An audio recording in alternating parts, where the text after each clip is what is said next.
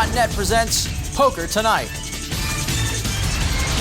Newly crowned NBC National Heads-Up Poker Champion Annie Duke joins us in studio and takes us behind the scenes on her path to victory.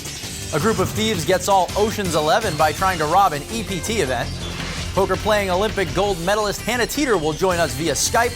And Dana Workman fills us in on P2N Online. All that and more on Poker2Nite.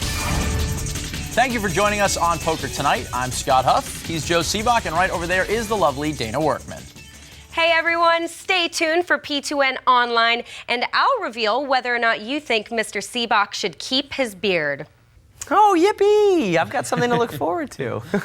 In relevant poker news, it actually was a pretty big week on the tournament poker scene. Indeed, tournament poker going on all around the globe, so let's jump right in with our weekly headlines.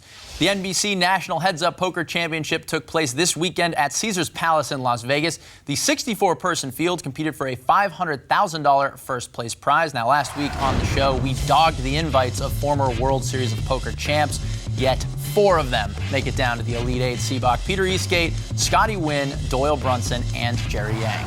We were wrong, I guess. You can't get everything right.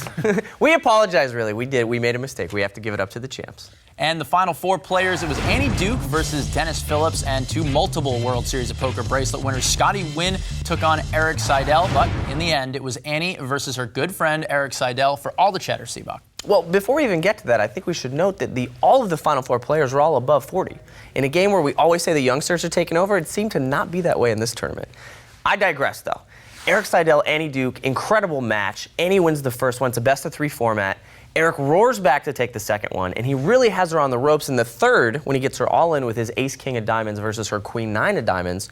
She ends up spiking a queen on the flop, hits a 9 on the turn, ends up taking down that hand, and from that point, she roars to a victory. But, I mean, Eric has to be sweating a little bit. He had it all but one before Annie ended up locking it up. Maybe a little retribution for spiking that 8 against Cindy Violet a few years ago at the World The Series women. of Poker. An impressive victory in a stacked field, and Annie will join us later on in the show to tell us about the victory from her perspective. And we'll take a look at the Draw Party red carpet, which is always one of the premier nights in the industry. However, the buzz this year around the event just seemed a little less, significantly less poker media, less mainstream media attention as well, Seeps. Well, I think it was a little bit less, but I think the poker world has settled into this NBC heads-up. It came on the scene, it was sexy, NBC, everyone was so fired up. Now it's sort of like a cozy couch. We're all sitting on it and we feel good about it. One of my complaints that I have, though, is I think that whoever selects the players that are going to play in this need to make up their mind. Do we want it to be a TV event? Do we want it to be the best players in the world? Do we want some of these online qualifiers in there? In my opinion, the public wants to see the big names. Right? 7 online qualifiers is just too much. I think people want to tune in. They want to see exactly what's going to happen this year. Annie Duke, Doyle Brunson, Dennis Phillips. These are the people they want. So I think that we need to commit to that for next year and stay with that format. All good points. Regardless, the NBC National Heads-Up is still one of poker's most prestigious prizes. Moving on to other poker news, an armed robbery took place at the EPT Berlin this weekend. You're watching a feed from the tournament as a group of thieves busted into the Spielbank Casino and attempted an armed robbery. According to various reports, 4 robbers armed with machetes and guns stormed the event and took off with $272,000. Unfortunately, the robbery overshadowed the tournament itself, which was won by Kevin McPhee. This was McPhee's first tournament victory, earning him €1 million. Back to the robbery. This was crazy, Joe. We've all heard the old stories from Doyle Brunson, Amarillo Slim, Puggy Pearson about being robbed at gunpoint in the old days. But have you ever heard of anything like this since you've been around poker? Well, actually, scarily, I have. If you remember a couple years back in the Aviation Club in Paris, some guys ran in, tried to rob the place. I remember Phil Ivey, Barry Greenstein sitting underneath the table. I don't think they were scared for their lives. I think they were arguing about a bet that was going on at the table. But it did happen. So sadly, it did happen. It's generally not a good idea to rob a casino. I think it's a bad mistake unless your name is George Clooney or Brad Pitt. Things don't normally end up very well. And machetes, this also does not seem like a good thing to do. So just a very bizarre story all the way around. Let's take the bank job off of DVD shelves in Europe. I think people are getting too many ideas. Well, we're definitely glad that nobody got hurt. We hope the robbers are apprehended soon.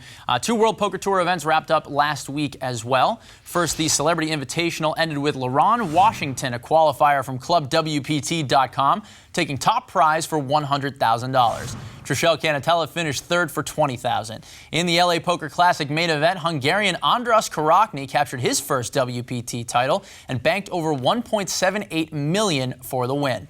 And finally, TMZ.com reported that Irish site Paddy Power Poker has offered Tiger Woods a 5-year, $75 million endorsement deal.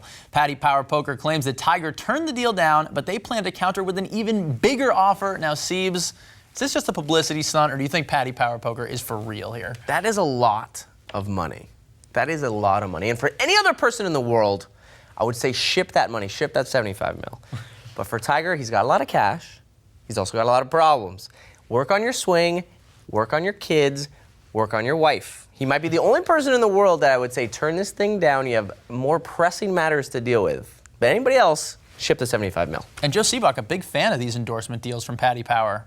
Last time you said Barack Obama should have shown up at the Irish Poker Open and played for the $1 million+ first place prize. I don't understand that move, but yeah, Tiger Woods shouldn't take the money. Well, I like their style. I like these guys' style, I will say that. It could recoup a lot of endorsement money for him, that's for sure. That does it for headlines. When we come back, we hit the red carpet of the NBC National Heads Up Poker Championship draw party, talk to the event's winner, Annie Duke. Poker Tonight, back right after this.